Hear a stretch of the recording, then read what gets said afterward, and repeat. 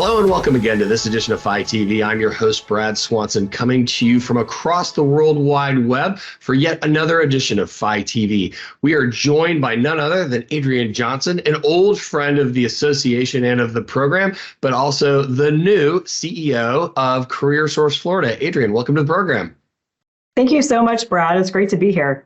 Yeah, I tell you what, you've been the smarty pants in the Capitol forever. I know associations love having you come down for your many years of service to the state of Florida and talk about the metrics of individual industries and the overall macroeconomics. But now you're running CareerSource Florida. Real quickly, what's CareerSource Florida do? And it's hard to do in a 20-second kind of description.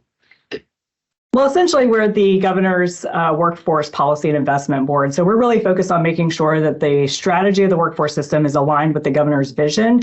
And all of that's focused on making sure that businesses have the talent that they need in order to be successful, but then also folks who need assistance, finding a career, getting training, that they have that assistance that they need in order to have a successful career.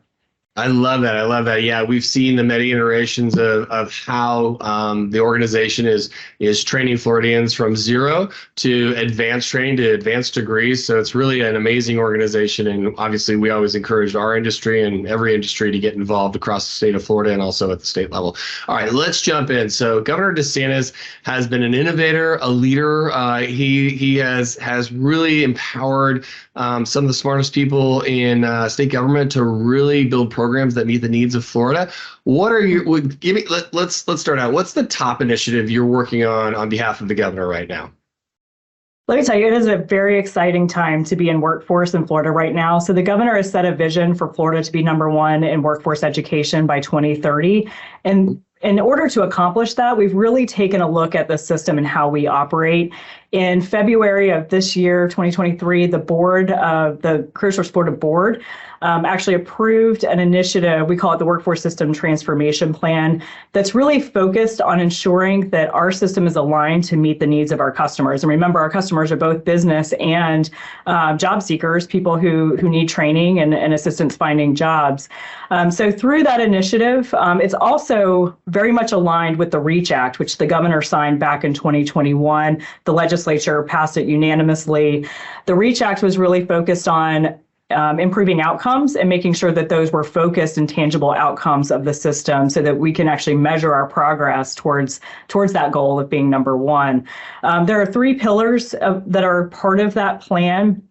Again, in the REACH Act, it actually called us out to reduce the number of local workforce development boards. We have 24 boards across the state. And just from when you think about the regions and the way that our makeup of the state is, those don't align anymore. And so we really took a hard look at commuting patterns and the way that our labor markets actually operate across the state. And we have now identified 21 local workforce development boards. So that's kind of the first pillar that we're working towards, is actually that reduction of the number of boards.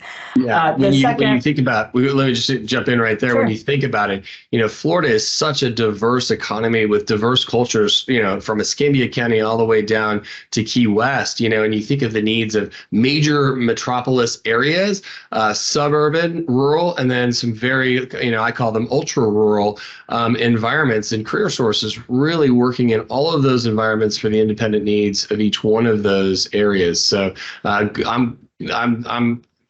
should say I'm proud of you for reducing it to 21, but what a challenge that is. But serving needs changes every year, as you know, right? Absolutely. And part of this whole plan is also to think about regionalism. So we have those local workforce development boards that are regionally based, but then thinking even more broadly, and how do those regions actually work together when you pull in rural areas and urban areas to really show the world that we have all of the resources from a talent perspective needed in order to drive industry and grow our economy. So that's another part of that facet that we're really taking a hard look at and seeing how we can bring those local areas together to think more regionally and kind of leverage all of the assets that they have. There are great things about being rural and there are great things about being an urban area. How do we use all of that together to really maximize our resources here? When we think about companies both growing the ones that are here in Florida and supplying them the talent, obviously helping the talent itself to grow its resources. If I'm a company in another state and I'm looking at Florida, how does our talent stack up for kind of our targeted industries? Are we on track? Are we ahead of schedule? How are we looking? I mean, our education system is one of the unsung heroes nationally, but talk to us. Yeah, I'm glad you asked that, because as you mentioned, I'm very data driven. And so one of the first questions I asked when I came into this job is, we talk about targeted industries, we talk about business needs. How well are we actually doing to align with that? And I'd have to say it's pretty striking that really we are focused on the feedback loop that data provides us, and we are training in those areas that business say that they need in order to continue to grow. Of course, healthcare is a major industry in our state, and we, as a system as a whole, the number one program that we have people going through and completing is in nursing, which certainly makes sense and goes a long way to meeting that demand. But also we have a huge focus on the trades. We have a lot of electrical engineering and electricians and HVAC technicians, and all of those are needed, not just from a construction and a standpoint, but actually maintaining business and helping our overall economy grow. So we're very much aligned. We love the work in the technical trades area. So keep cranking those men and women out, because that's the bread and butter of connecting Florida. Okay, so that's obviously, there's a lot more to transitioning the entire workforce system, as you well know. But let's move to the second initiative. Before we got started, you told me a little bit about the Hope Florida program. Tell us about that program. This is a wonderful initiative. It was really launched by First Lady Casey DeSantis through the Department of Children and Families, with a major focus on bringing in all of the stakeholders who should be engaged in helping somebody stabilize and meet their critical needs. So if somebody's in need and they need basic necessities, how do we rely not just on government resources, but community partners, the faith-based community, in order to help meet those needs and bring them all together around that person. So while the focus and the genesis of this was to help somebody, just stabilize and get into a good spot, now we need to focus on their long-term goals and to long-term economic self-sufficiency. So that's where the CareerSource Network comes in. We're really partnering with the Department of Children and Families so that when somebody's identified as ready for training or to start their career in a new job, the CareerSource Florida Network can come by them and help expose them to different career opportunities. If they need soft skill training, then our board actually just approved $2.5 million this year for soft skill training just for the HOPE program.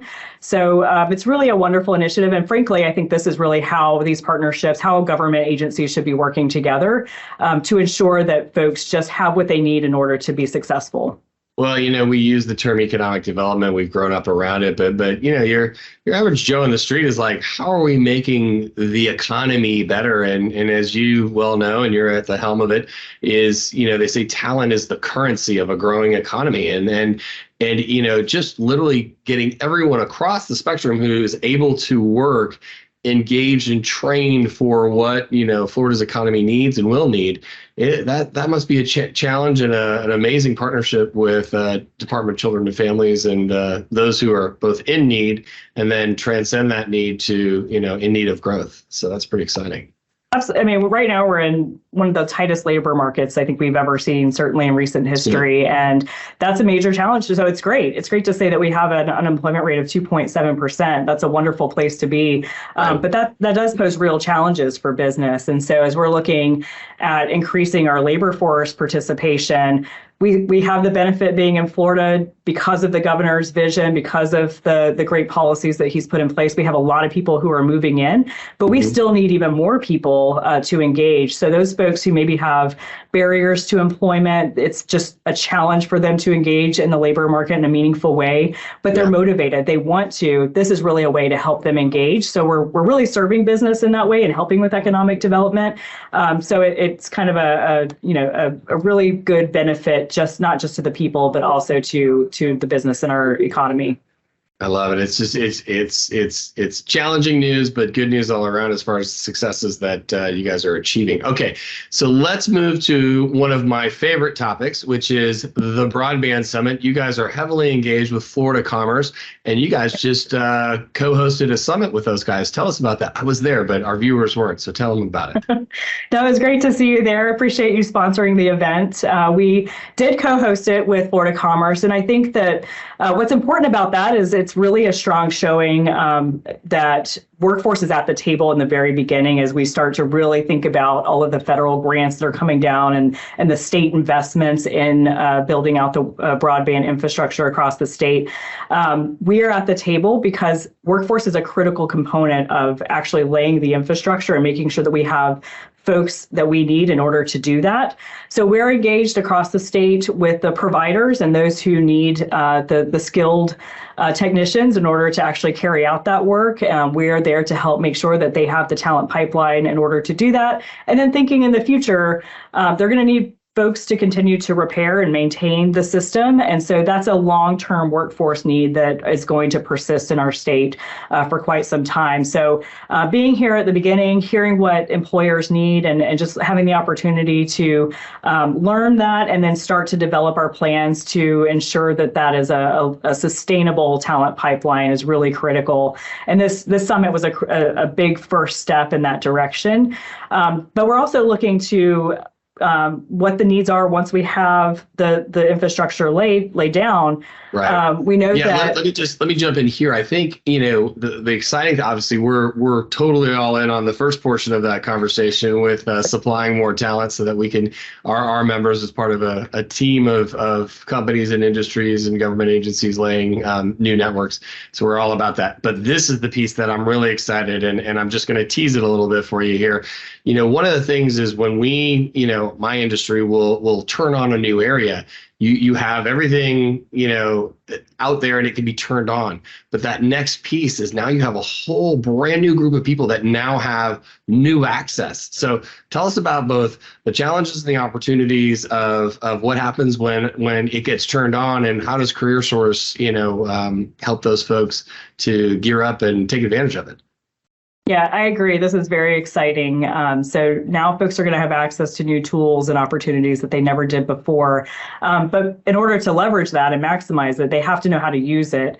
So right now, across the state, at local career centers through the CareerSource Florida Network, there are digital literacy programs available to folks. And so what we are focused on is how do we expand that and ensure that people are aware of it and can tap into those programs. So these are programs that help people just understand the power of using high-speed internet and having, computer access in their home. But then that's going to go further. So once we have, folks who really understand the basics of using these new tools, it's going to open up a variety of workforce opportunities that we probably can't even predict. I love to try to do predictions. I love economic forecasting. You do. But there's so many unknowns here. But what we do know is that it's really going to explode the opportunities, both for the workers in our state, but also for business to come in new ways and in new areas that they never considered before. Yeah, it's fascinating, when you empower a new community or new group of people, there's that hypothetically, because we're talking about building out to rural areas in Florida, the who's going to be the next, which woman or man in Florida is going to be the next rural billionaire because they had some great idea. And now that they have access, they can, create the next great software or whatever that is. And frankly, empowering those communities just to grow with the tools that are out there. So that's exciting. So you're teaching them their literacy basics. You got the tools that are going to be in place for taking them who are, once they get there or that are already there, just waiting for the connectivity to take their businesses to the next level and grow. That's exciting. It is exciting. All right. Well, so when we think about these communities that are coming online or people that want to get involved with CareerSource, how do people find you? How do people find the organization to both get plugged in to receive some of the benefits or to, add some resources to that conversation? Absolutely. So as I mentioned, we have 24 local areas and there are over 100 career centers across the state. The easiest way to find them is to visit our website at CareerSourceFlorida.com. And there's a very nice map there that you can search by your address and find the career center that's closest to you. I love that. I love that. All right, last question. We are the internet and television industry. This is Florida Internet and TV. You know, we're all about that.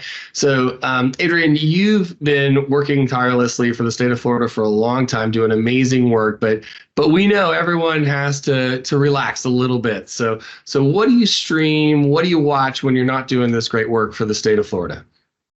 Well, I have to tell you, so right now I have a 9-month-old at home, so I've never valued my time to sit back and just relax with a little bit of TV more than I do right now. But so I think right now my husband and I are in the middle of the Saint of Second Chances, which is kind of a cool, interesting documentary about baseball on Netflix. It'll probably take us 5 days to get through it because of our kid.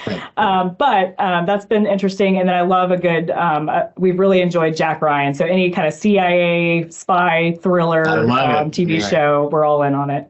Well, on the baseball stuff, I might not be there, but on the Jack Ryan stuff, we can compare notes next time we see it. I'm in that last season as well. Well, Adrienne, thank you again for all the work that you do for the state of Florida, obviously serving this governor, doing the great work of CareerSource. We just appreciate you. You're always a valued asset and an extremely big leader in forecasting labor needs and workforce needs in Florida and nationally. So we're just grateful you took some time out to spend with Fight TV. Thanks. This is fun. Thanks so much for having me. Of course. That's all the time we have for this episode of Fight TV. For more great interviews like this one, make sure you hit us up on our social media feeds. And for now, thanks for tuning in.